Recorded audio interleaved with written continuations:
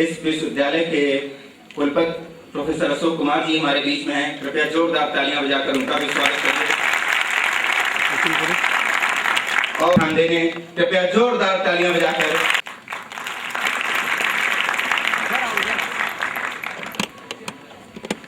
इस कार्यक्रम के मुख्य अतिथि IMA कानपुर की अध्यक्षा और इस कार्यक्रम की विशिष्ट अतिथि डॉक्टर अलका शर्मा जी से मेरा अनुरोध है, कृपया मंच पे अपना स्थान ग्रहण करें। इस कार्यक्रम के विशिष्ट अतिथि एवं कानपुर नगर के प्रसिद्ध हड्डी रोग विशेषज्ञ डॉक्टर AS प्रसाद जी हमारे बीच में हैं। मेरा अनुरोध है, कृपया वो भी मंच पे अपना स्थान ग्रहण करें। कृपया तालियां बजाते रहिए।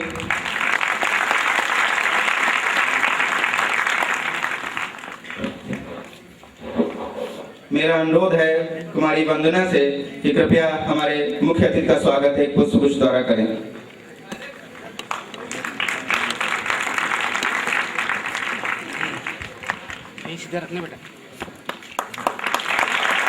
मेरा अनुरोध है कुमारी नलिनी से कि कृपया एक पुष्पगुच्छ द्वारा हमारे आज के स्पीकर डॉक्टर IS गिलाडा का स्वागत करें।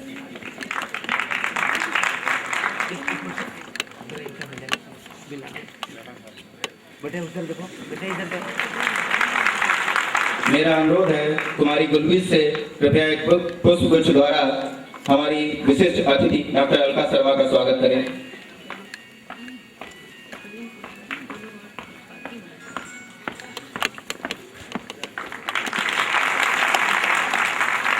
मेरा अनुरोध है कुमारी दीपशिखा से कि कृपया हमारे विशिष्ट अतिथि डॉक्टर AS प्रसाद जी का स्वागत एक पुष्पगुच्छ द्वारा करें।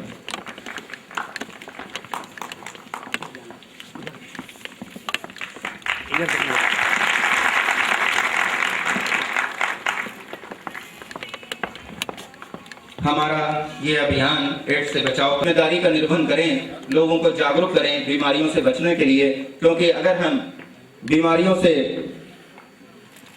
बच सके तो हमारे लिए बहुत बड़ी जीत होगी। हमारे बहुत से लोग निरोगी होंगे और युवा वर्ग HIV एड्स से सर्वाधिक प्रभावित हो रहा है। जो आंकड़े कहते हैं कि प्रति मिनट 50 लोग संक्रमित हो रहे हैं। हमें इन आंकड़ों को नीचा करना है, इन आंकड़ों को कम करना है और यही उद्देश्य है हमारे इस अभियान का कि हम अपने अभियान में जागरूकता बढ़ाएं, लोगों को जागरूक करें, उन्हें शिक्षित करें और इस बीमारी को देश से भगाएं।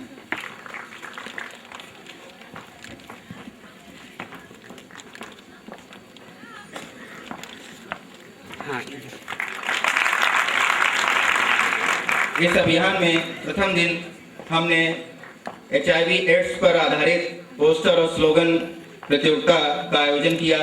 द्वितीय दिन एक स्वैच्छिक रक्तदान शिविर लगाया और एक HIV एड्स पे कार्यशाला आयोजित की और आज हमारा तीसरा दिन है जिसमें कि हम नगर के स्कूलों, कॉलेजों और इस विश्वविद्यालय के छात्रों को डॉक्टर IS गिलाडा एवं अन्य मंचासीन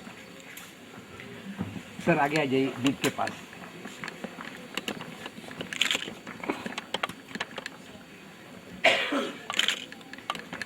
पास में आइए सर, पास में आइए सर। प्रवीण जी आप भी पास में आइए।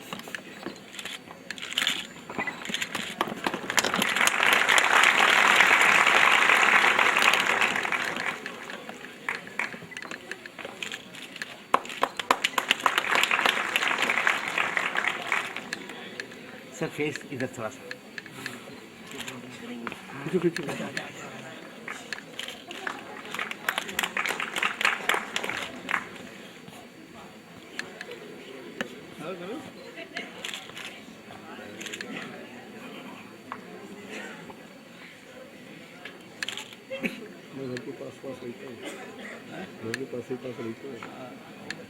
सर रिकेश एक बार जाए तो कोई एक बात बोलो।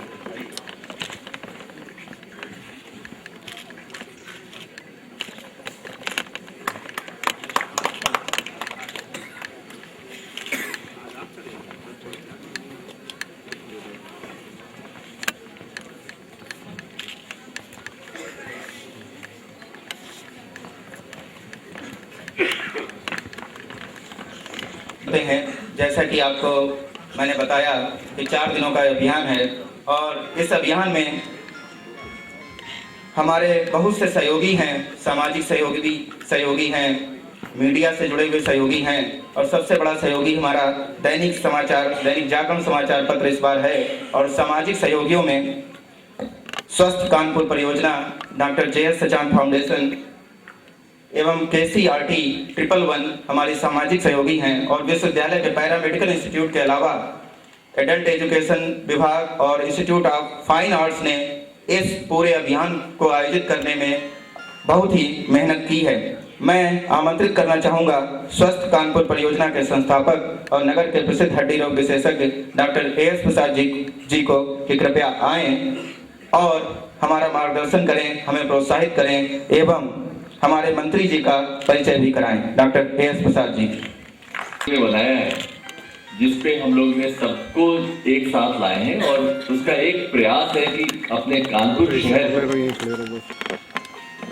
उसके उस मुकाम तक पहुंचाए जिस पर पहले था। हम और अच्छा करने की बात नहीं कर रहे हैं, जो पहले एक कानपुर का वजूद था, जो एक कानपुर की अहमियत थी, अगर हम लोग उसको भी पहुंचा सकें तो बहुत बड़ी बात होगी। और दूसरी जो सबसे बड़ी चीज है जिसके कारण हम लोग यहाँ पे भी हैं, जो स्वस्थ कानपुर की एक परिभाषा में हम लोग लाए थे और जिसके ऊपर हम लोग काम कर रहे हैं कि कोई भी काम, कोई भी शहर अगर वहाँ के बाशिंदे अच्छे होंगे, स्वस्थ होंगे, तभी वो शहर तरक्की कर सकता है।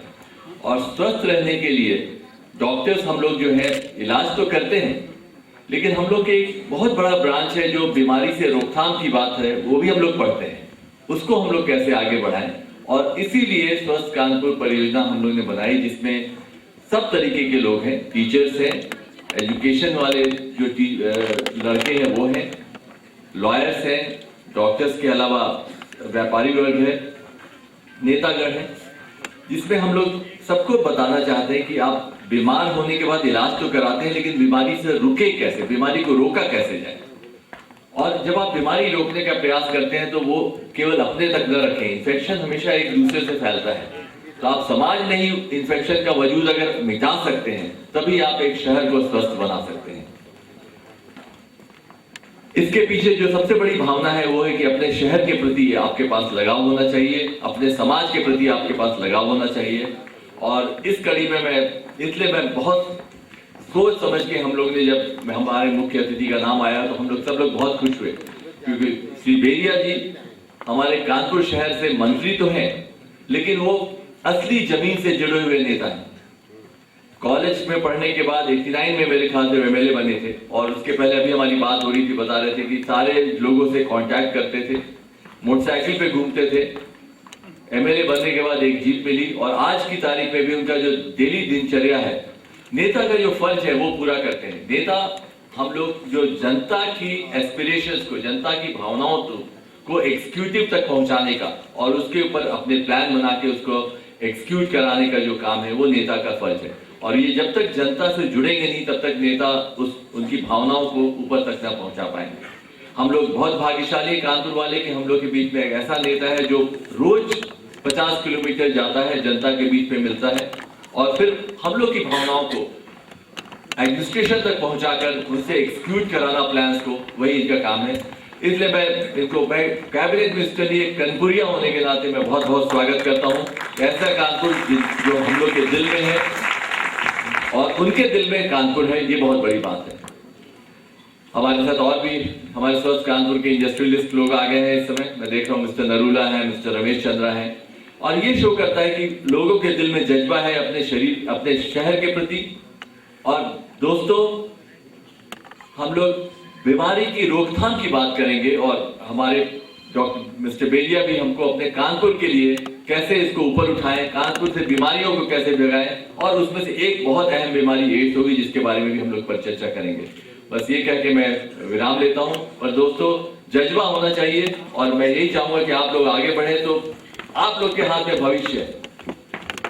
आज आप जहां बैठे, एक समय आ सकता है बेरिया जी की जगह आप बैठे हो जब आप बड़े हो, पर हाँ, कर्म, उसके पीछे एक कर्म होना चाहिए, एक जज्बा होना चाहिए। कोई बड़ी बात नहीं, आज जहाँ पे बेरिया जी है आप वहां हो सकते हो, कोई बड़ी बात नहीं अगर आप चीफ मिनिस्टर जहाँ है वहां बैठ सकते हो, कोई बड़ी बात नहीं अगर आप अपने वाइस चांसलर जो बैठे एक समय आएगा आप वहां हो सकते हो। बस सोच आपकी अभी से बदलनी चाहिए और उसके बारे में प्रयास करना चाहिए। बहुत बहुत धन्यवाद। सोचने के बारे में मुझे एक चीज याद आ रही है। एक दिन एक मूवी देख रहा था तो उसमें बहुत अच्छा सेंटेंस आया, सोचो, सोचने का पैसा नहीं लगता। तो जिस चीज का पैसा नहीं लग रहा उसके बारे में कुछ भी करिए, कुछ भी सोचिए, और जब अच्छा सोचेंगे तभी अच्छा करेंगे। मैं पुनः स्वागत करता हूं अपने अतिथियों का। हमारे बीच में कुछ इंटर कॉलेज के प्रधानाचार्य महोदय भी हैं, डॉक्टर प्रकाश वाजपेयी जी हैं, नर्मला जी हैं। कृपया जोरदार तालियां बजाइए सभी सम्मानित बंधुओं के लिए। अब मैं आमंत्रित करता हूं IMA कानपुर की अध्यक्षा डॉक्टर अलका शर्मा जी को। IMA कानपुर ने भी यूनिवर्सिटी के साथ कंधे से कंधा मिलाकर इस कार्यक्रम की संरचना में अपना महत्वपूर्ण योगदान दिया है। कृपया जोरदार तालियां बजाइए डॉक्टर अलका शर्मा जी को।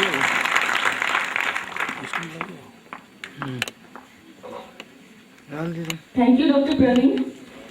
आदरणीय Beria ji, professor Ashok Kumar, doctor A.S. Prasad, स्वस्थ कानपुर से, doctor Dilada, our eminent speaker of the day, mister Hussain कुल सचिव जी, और faculty members of the university, doctor Rahul Mishra, और प्यारे बच्चों, मैं यहाँ IMA की तरफ से आपको रिप्रेजेंट कर रही हूँ। और IMA मतलब इंडियन मेडिकल एसोसिएशन। कानपुर का जो IMA है ये मैं बताना चाहूँगी कि देश का सबसे पुराना IMA है, और हम लोग कटिबद्ध हैं कि हम लोग अपने सदस्यों का ध्यान रखें, सदस्यों के लिए कार्य करें तथा सोसाइटी के लिए भी कार्य करें।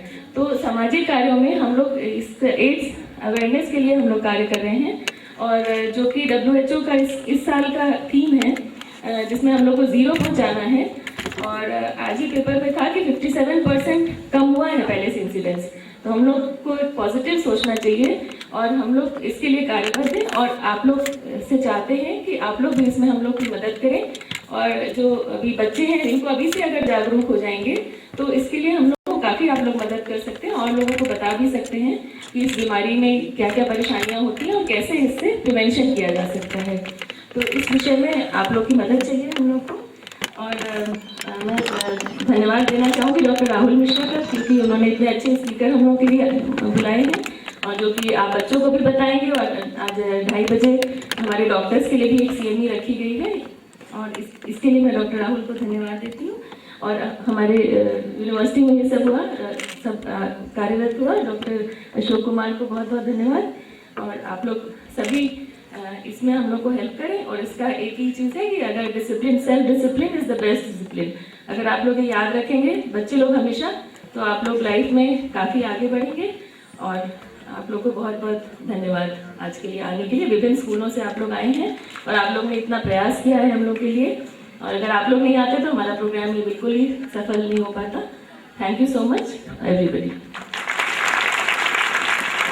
की वजह से बाकी सब डिजिट बनी, और इस बार HIV एड्स डे की थीम भी है getting to zero. Zero infection, zero discrimination and zero AIDS related deaths. तो जो बीमारी विदेश में हुई हो उसके लिए जीरो की बात की जा रही है, तो हमें याद आता है अपना पुराना प्राचीन इतिहास कि जीरो हम ही ने खोजा था और जीरो हम ही करेंगे। अब मैं आमंत्रित कर रहा हूं हमारे इस कार्यक्रम के मुख्य अतिथि श्री शिव कुमार बेरिया जी को कि कृपया आएं और हमारा उत्साह वर्धन करें। कृपया जोरदार तालियां बजाइए बेरिया जी के लिए।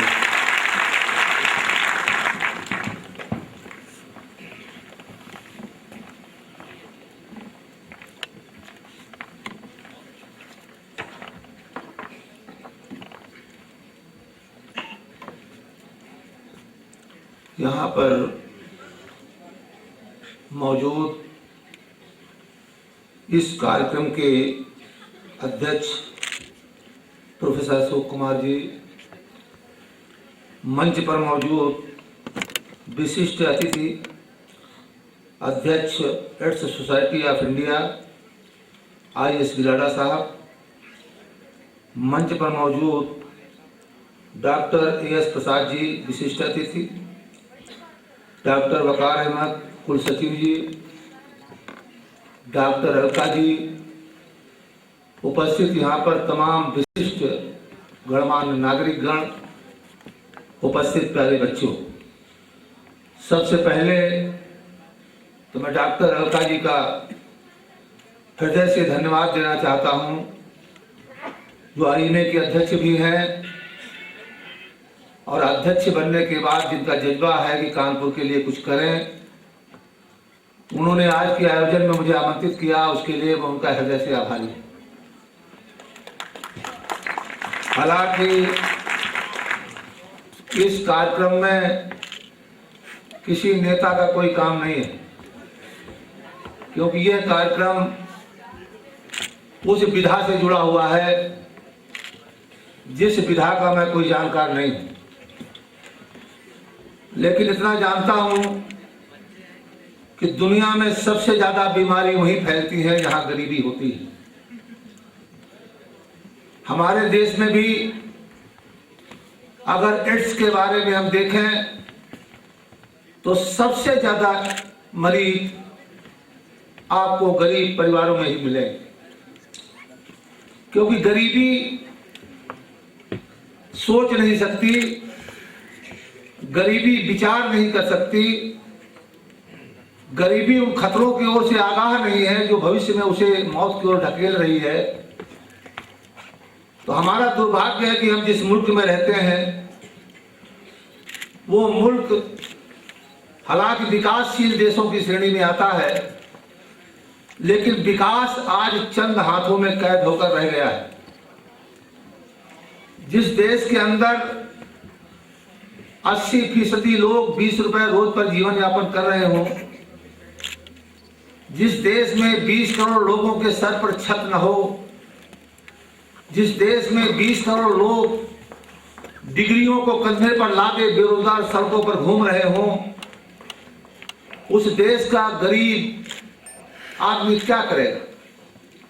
खोंचा लगाएगा, मूंगफली बेचेगा, ट्रक चलाएगा, छोटी छोटी दुकानों में काम करेगा, होटलों में कपड़े धोएगा, और इसके बाद क्योंकि उसके पास मनोरंजन का कोई साधन नहीं, बड़े आदमी के पास तमाम मनोरंजन के केंद्र हैं, वो करता है मनोरंजन, और गरीब का आदमी का मनोरंजन सिर्फ उसकी पत्नी है या वो सेक्स की ओर मुड़ जाता है।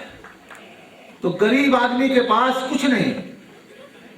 हम जब तक उन गरीब लोगों को जीने लायक बनाने का काम नहीं करेंगे, शिक्षित नहीं करेंगे, उन्हें समाज की मुख्य धारा में ले जाकर उनको उस लायक नहीं बनाएंगे।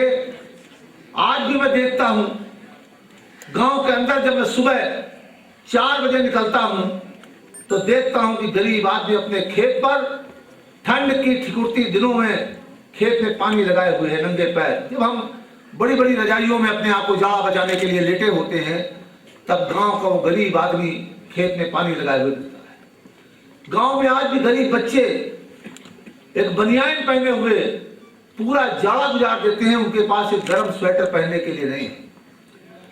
हालात बद से बदतर है। तो जब तक समाज, सोसाइटी, उद्योगपति, सरकार, ये सब मिलकर उस पर विचार नहीं करेंगे कि हम पहले गरीबी का नाश कैसे करें, आदमी को जीने लायक कैसे बनाएं, तब जाकर के हम इन कार्यक्रमों के माध्यम से लोगों को जागरूक भी कर पाएंगे। मैं तो डॉक्टर गिलाडा साहब का हमारे शहर में आए हैं, मैं अपने शहर की ओर से उनका हृदय से धन्यवाद देता हूं कि बहुत बड़ी जिम्मेदारी को उठाए हुए हैं, लोगों को शिक्षित कर रहे हैं, जागरूक कर रहे हैं, इस महागंभीर बीमारी से लड़ने के लिए लोगों को प्रेरित कर रहे हैं। क्योंकि जो भी व्यक्ति इस बीमारी से ग्रसित हो जाता है वो सने सने मौत की तरफ बढ़ता है।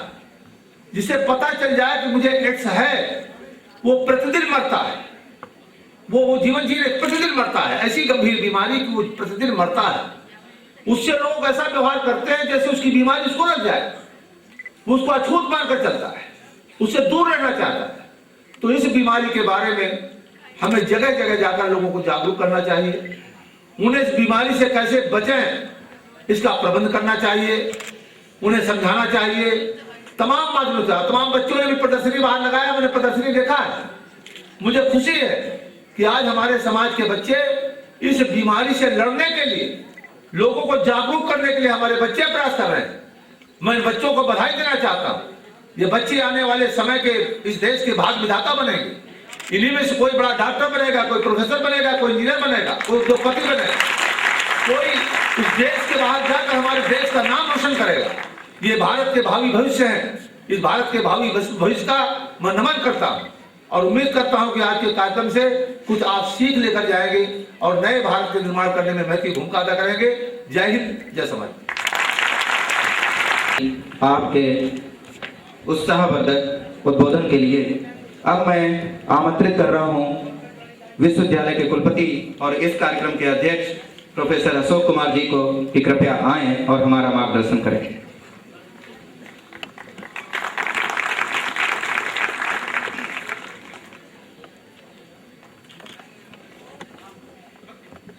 माननीय श्री शिव कुमार बेरिया साहब, कैबिनेट मंत्री उत्तर प्रदेश सरकार, डॉक्टर IS गिलाडा साहब, डॉक्टर अलका शर्मा, डॉक्टर प्रसाद, वकार हुसैन साहब, डॉक्टर प्रवीण, इस कार्यक्रम में आए हुए सभी सम्मानित मेहमान, अतिथिगण, शिक्षकगण, छात्र छात्राओं एवं मीडिया पर्सन, सबसे पहले मैं अपनी ओर से और विश्वविद्यालय की ओर से विशेष तौर से हमारे नवयुवक छात्र और छात्राओं का बहुत बहुत बहुत स्वागत करता हूं, अभिनंदन करता हूं।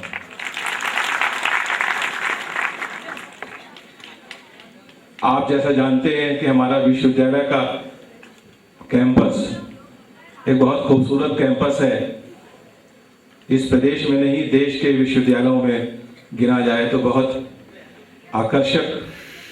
और जब यहाँ पर इस कैंपस में हमारे नवयुवक साथी, नवयुवक छात्र और छात्राएं आते हैं तो हमारा ये कैंपस और भी खूबसूरत और आकर्षक होता है। मुझे उम्मीद है कि आप सभी हमारे इस विश्वविद्यालय से जुड़ेंगे और हमारे प्रांगण में को और खूबसूरत बनाएंगे। माननीय मंत्री जी ने, बेरिया साहब ने एक बात कही कि वो इस विषय के बारे में उतने ज्ञानी नहीं है। मुझे एक बहुत पुरानी वाकया याद आ गया। जब मैं राजस्थान विश्वविद्यालय में था इससे पहले, तो मैंने एक अंतर्राष्ट्रीय सम्मेलन का आयोजन किया और उस सम्मेलन के उद्घाटन के लिए मैं माननीय मुख्यमंत्री जी के पास गया कि आप इस समारोह का उद्घाटन करें। तो माननीय मुख्यमंत्री जी ने वही बात कही जो आज बेरिया साहब ने कही कि भाई ये आपकी विज्ञान की सेमिनार है, आप किसी वैज्ञानिक को बुलाइए तो ज़्यादा अच्छा रहेगा, मैं तो मुख्यमंत्री हूँ, मेरा विषय नहीं है। तो मैंने उनसे दो शब्द कहे कि मैंने कहा देखिए, वैज्ञानिक जो है वो प्रयोगशाला में काम करता है, अनुसंधान करता है, और जो भी उसकी अनुसंधान कार्य होते हैं उसको जनता तक पहुंचाने के लिए जो एक सफल माध्यम है वो आप हैं मुख्यमंत्री जी। इस बात से वो बहुत शायद प्रभावित हुए और उन्होंने सारे कार्यक्रम रद्द करके मेरा निमंत्रण स्वीकार किया। तो आज हमारे बीच में बेरिया साहब हैं। मैं समझता हूं कि हम तो छात्रों को शिक्षित कर सकते हैं, उनको प्रेरित कर सकते हैं, उनको उत्साहित कर सकते हैं, लेकिन आम जनता तक जो कि किसी भी बीमारी के लिए बहुत आवश्यक है कि जनता तक आवाज जाए, वो उसको जाने कि ये बीमारी क्या होती है। कोई भी बीमारी हो, किसी भी बीमारी से बचने के लिए या किसी भी चीज को आप रोकथाम करने के लिए बहुत आवश्यक है कि सबसे पहले उनको शिक्षित करें, एजुकेट करें और उसके बाद उनको प्रेरित करें। जैसा कि प्रारंभ में डॉक्टर प्रसाद ने बताया कि माननीय बेरिया साहब कानपुर से जुड़े हुए हैं, शहरवासियों से जुड़े हुए हैं। अभी आपने बताया गांव देहातों में जाते हैं, तो मैं समझता हूं माननीय मंत्री जी, आपसे अच्छा मुख्य अतिथि आज के लिए कोई नहीं हो सकता। और आप, मुझे उम्मीद है कि जिस प्रकार से आप कानपुर जनता के लिए जागरूक हैं, नवयुवकों के लिए जागरूक हैं, गरीबों के लिए जागरूक हैं, ये संदेश भी आप पहुंचाएंगे, ये जागरूकता भी फैलाएंगे कि हमारे कानपुर शहर में विशेष तौर से और देश में विशेष तौर से विभिन्न बीमारियों से बचने के लिए उसको शिक्षित करना आवश्यक है और उसको प्रेरित करना आवश्यक है। यहाँ पर सभागार में आज विशेष तौर से हमने स्कूल कॉलेज के छात्र और छात्राओं को बुलाया हुआ है, क्योंकि ये नवयुवक, जैसा कि मंत्री जी ने कहा, हमारे भारत का भविष्य है। अगर आप शिक्षित हो जाएंगे, अगर आप जागरूक हो जाएंगे, तो आने वाले समय में हमारा कानपुर शहर ही नहीं, हमारा प्रदेश ही नहीं, हमारा देश भी जो है वो स्वस्थ रहेगा। इसके लिए मैं एक और जो तंत्र है बहुत बड़ा, जो कि इस अभियान को सफल बनाने में सहयोग देता है, वो होता है हमारा मीडिया। बहुत से अभियान इस मीडिया ने कानपुर शहर के लिए बनाए, वोटों से लेकर, मतदान से लेकर, महिलाओं से लेकर, शिक्षा से लेकर बहुत से अभियान चलाए हैं। और जैसा कि आप जानते हैं, दैनिक जागरण इससे जुड़ा हुआ है, पिछले वर्ष अमर उजाला से जुड़ा होता। तो विभिन्न प्रकार के जो मीडिया हैं वो इससे जुड़े हैं और वो हमारी सबकी बात जनता तक पहुंचाएंगे, क्योंकि उनकी भी पाठन जो है बहुत ज़्यादा है। बस एक बात का ख्याल मैं इस माध्यम से दोबारा कहना चाहता हूं कि मीडिया अपना रोल थोड़ा सा सुधार ले। बहुत सी चीजें तो बहुत अच्छी होती हैं, वो तो चौथे पृष्ठ पे छपती हैं, और जो कि डिफरेंट होती हैं वो पहले पृष्ठ पे छपती हैं। मैं एक गर्व के साथ कह सकता हूं कि कानपुर विश्वविद्यालय देश का, हम चाहते हैं कि हमारे कानपुर विश्वविद्यालय की विशिष्टता बढ़े, विश्वसनीयता बढ़े, लोग गर्व से कहें कि हम कानपुर विश्वविद्यालय के छात्र हैं, लोग गर्व से कहें कि कानपुर में एक विश्वविद्यालय है, कानपुर विश्वविद्यालय है।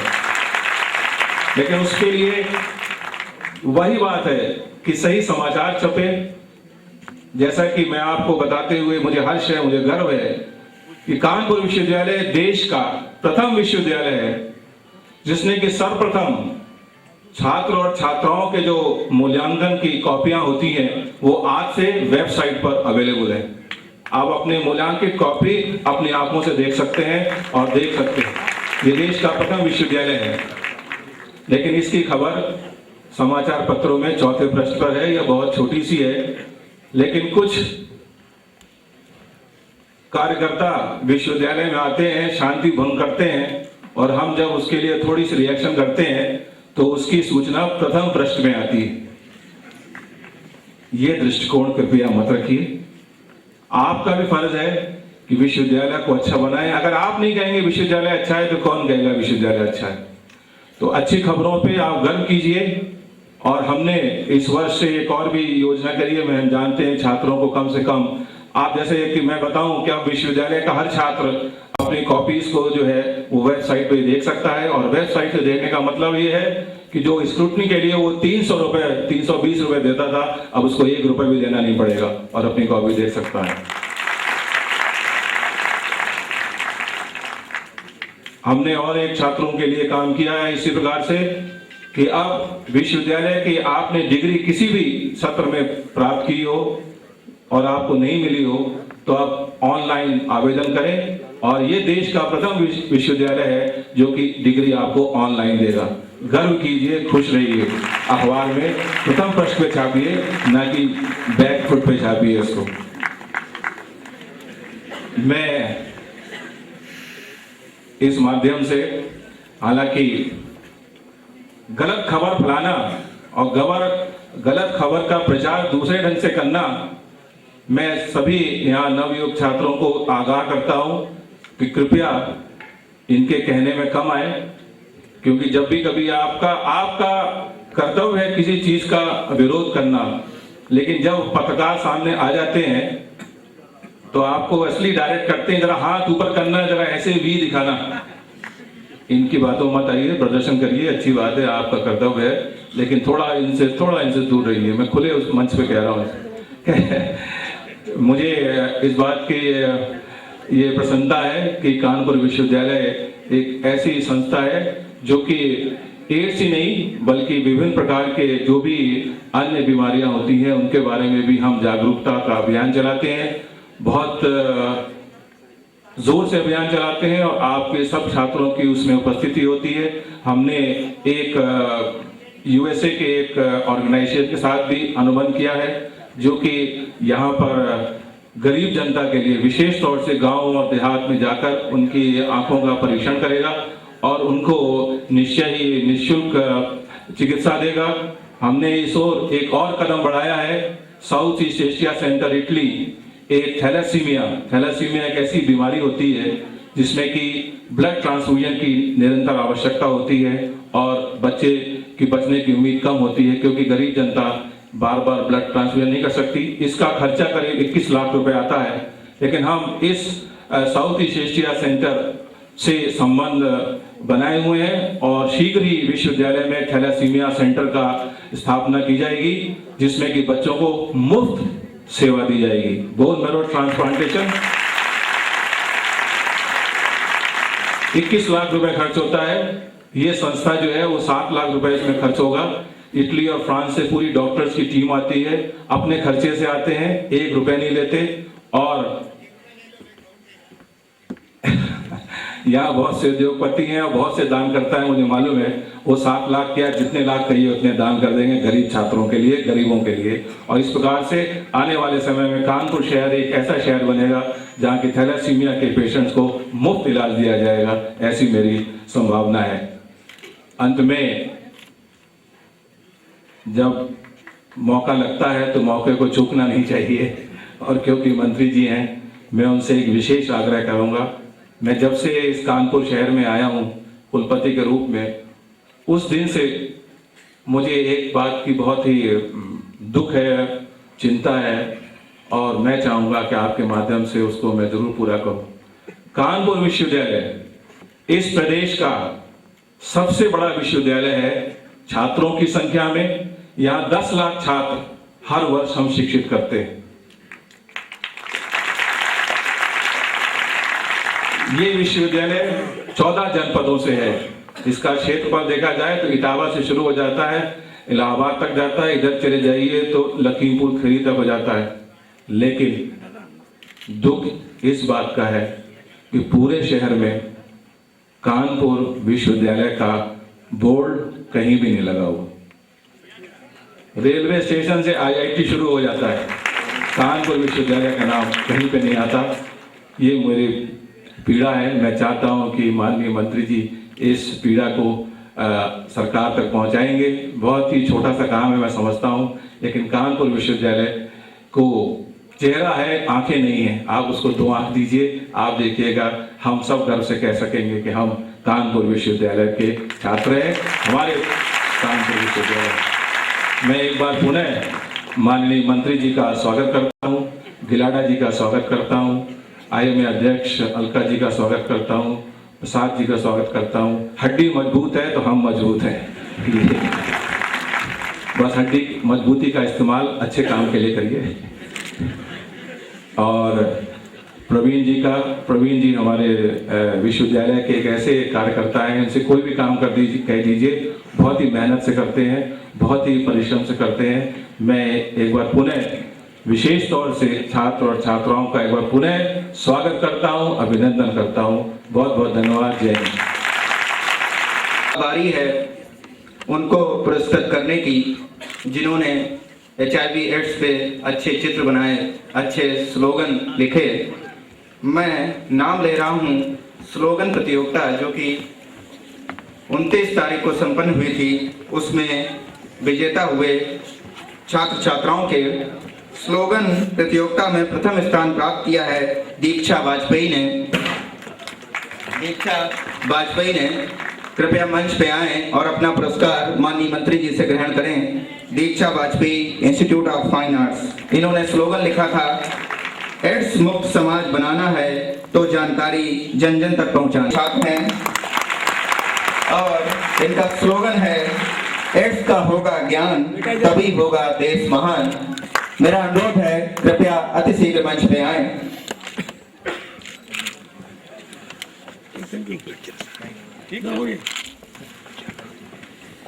शशि भूषण और तृतीय पुरस्कार प्राप्त हुआ है सगुन। आप पंडित दीनदयाल विद्यालय के छात्र हैं। जन जीवन है दुखी सदा, दूर रखे अपने जीवन से वह मानव है सुखी सदा। और एक बात मैं शेयर करना चाहूंगा कि मैं भी इसी पंडित दीनदयाल विद्यालय का छात्र रहा हूं और हमारे प्रधानाचार्य प्रकाश वाजपेयी जी हमारे बीच में हैं, वो हमारे गुरु रहे हैं। तो कृपया एक बार जोरदार तालियां मेरी तरफ से। सगुन कृपया मंच पे आए। अब मैं आमंत्रित कर रहा हूं पोस्टर प्रतियोगिता में डिग्री ग्रुप के विद्यार्थियों को, जिनको कि इस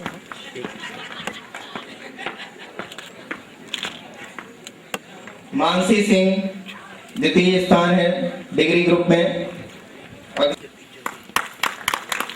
Mansi Singh Guru Nanak girls degree college की कुमारी अनीता देवी ने तृतीय स्थान प्राप्त किया है। कृपया मंच पे आए और अपना पुरस्कार ग्रहण करें। दोस्तों, हमारा काम है प्रयास करना और अच्छा प्रयास करना। किसी ने कहा भी है, मंजिल मिल ही जाएगी भटकते ही सही, गुमराह तो वो हैं जो घर से निकले ही नहीं। तो हमें घर से निकलना है। अपने लिए प्रयास करिए और अपनी पीढ़ी के लिए प्रयास करिए। इंटरमीडिएट ग्रुप में जिनको कि पुरस्कार प्राप्त हुए हैं वो हैं कृति शुक्ला, BNST शिक्षा निकेतन। कृपया मंच पे आए। आकृति सिंह द्वितीय स्थान BNST शिक्षा निकेतन। दिव्या शुक्ला तृतीय स्थान BNST शिक्षा निकेतन। ये हमारे युवा पीढ़ी के ध्वजवाहक हैं और आज से 10 साल बाद हमारे देश की कमान इन्हीं के हाथों में। सबको ले एक साथ दीजिए सबको ले सब एक ही जल्दी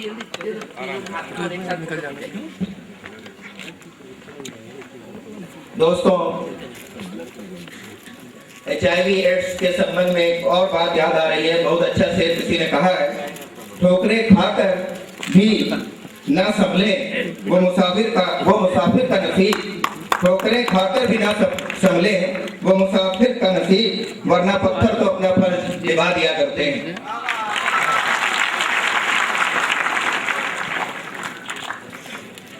thank you sir, thank you.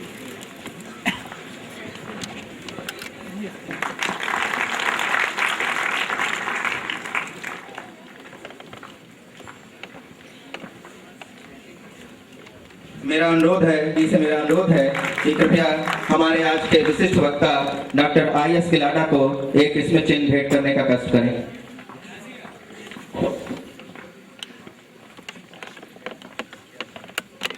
एक डॉक्टर ब्रजेश कटियार जी से मेरा अनुरोध है कि हमारे आज की विशिष्ट अतिथि डॉक्टर अलका शर्मा को एक स्मृति चिन्ह भेंट करने का कष्ट करें।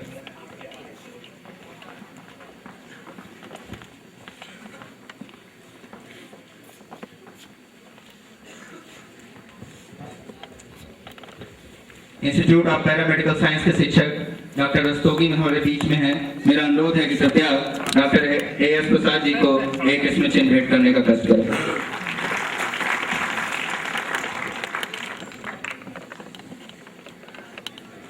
Thank you sir. ये इच्छा प्रकट करी कि हमारे अतिथियों को एक उनकी बनाई हुई पेंटिंग भी दी जाए, तो मैं इंस्टीट्यूट ऑफ फाइन आर्ट्स के प्रभारी डॉक्टर ब्रजेश कटियार जी से अनुरोध करूंगा, कृपया हमारे मुख्य अतिथि महोदय को एक पेंटिंग प्रदान करने का कष्ट करें।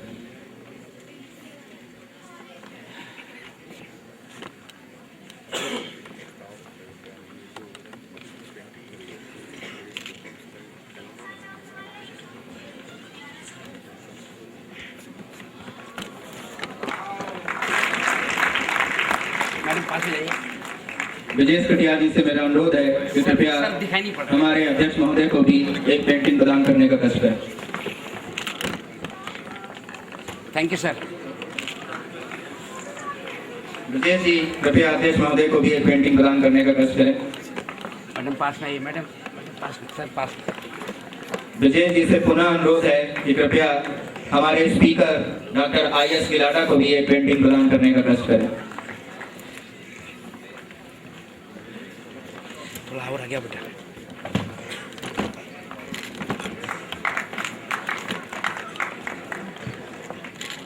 मेरा अनुरोध है इंस्टीट्यूट ऑफ पैरामेडिकल साइंस के शिक्षक श्री चंद्रशेखर कुमार जी से कि कृपया अलका शर्मा जी को एक पेंटिंग प्रदान करने का कष्ट करें।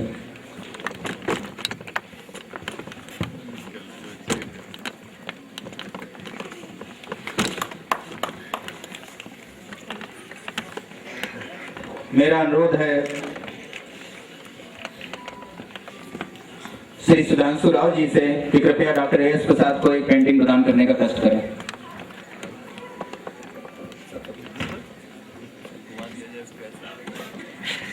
Hello welcome sir.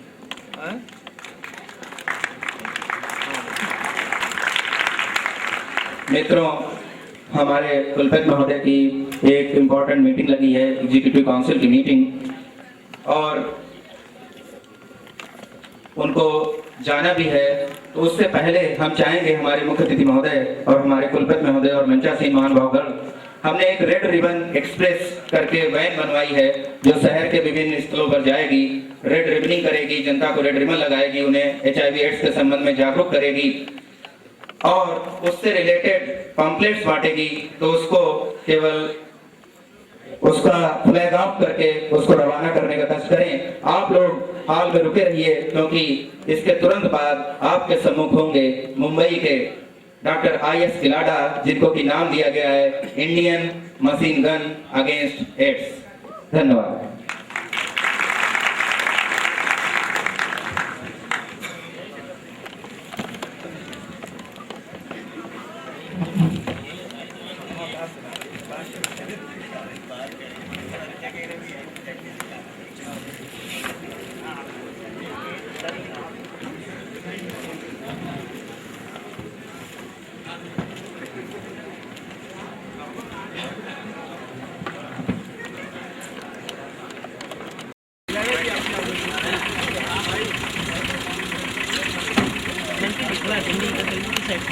गाड़ी की तरफ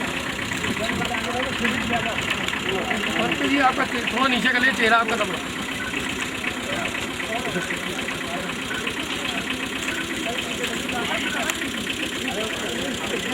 कैमरा आप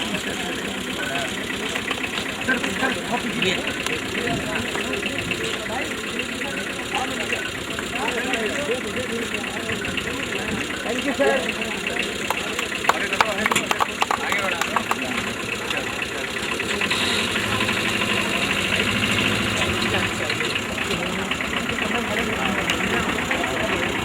ये पीछे करनी पड़ेगी, फिर आगे